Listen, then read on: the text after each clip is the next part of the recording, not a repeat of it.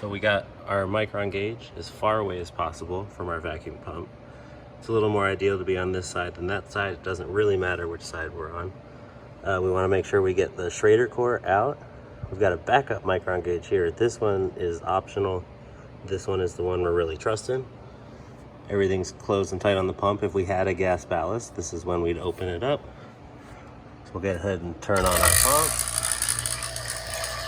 We're monitoring our vacuum.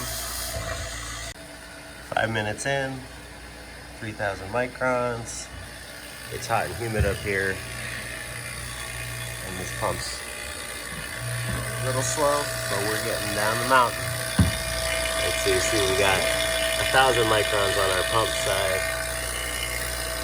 25 on the far side. So we're waiting until our farthest point tells us that we're ready for a decay test. 7 minutes, dehydrating. Definitely a little moist up here.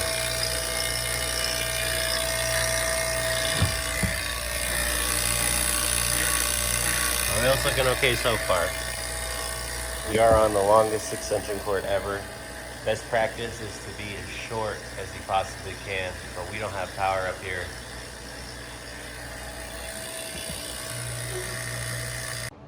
All right, 30-minute vacuum.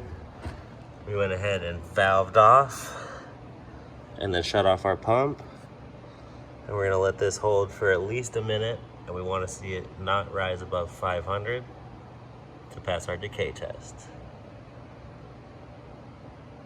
So just to recap, we pull below 300, valve off, then turn off the pump so that the oil doesn't get pulled up the hose. And then we're gonna wait 1 minute to make sure we don't rise above 500 microns to ensure that we have a good solid vacuum on our system.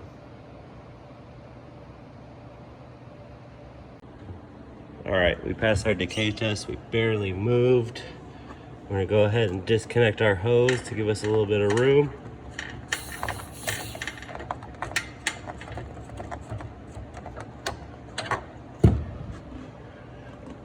Get that out of the way. And we're gonna take these caps off to drop the charge. So one thing we always wanna do is open the suction side first, because the oil that's in the compressor is going to come down the line. And when we first turn it on, we want it to go right back to the compressor where it belongs, versus shooting it into the condenser coil. So first here, we'll open it up, leave our things on, and then we're going to put the Schrader back in once we have positive pressure. We can't put this Schrader in right now, because if we open this valve, we're going to lose our vacuum. So open your valves, then put your Schrader cords back in. All right, we want to make sure these are all the way up, all the way up. We're gonna put our caps back on. We'll go all the way finger tight, and then only a quarter turn with a wrench. It's not a seal, that's just a cover. All right? And then we can go ahead and pull. It doesn't like it to be there, but it's rated for this. We're off. And then we'll get our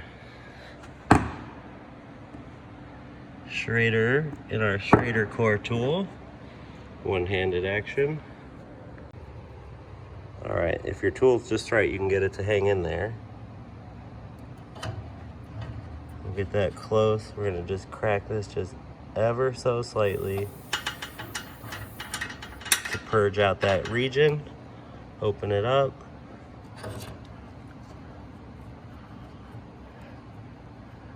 And we're threading our Schrader back into the valve. I didn't realize how hard this is one-handed. Okay, once we got that Schrader in, nice and tight, we want to make sure we crack it here, because if there's something wrong, we can shut it off with this ball valve. All right, we're good to go. We can remove our tool. Z, plural.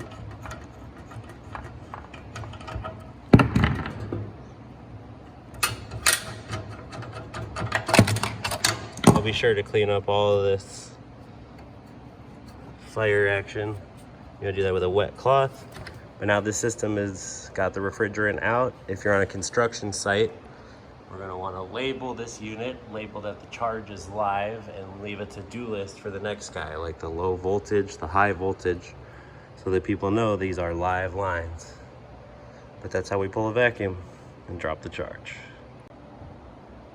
All right, we got our label unit, right? Flower 2, unit 8, charged with refrigerant. To do, we need to have somebody wrap these line sets, the high voltage, the low voltage, and it needs to be started up.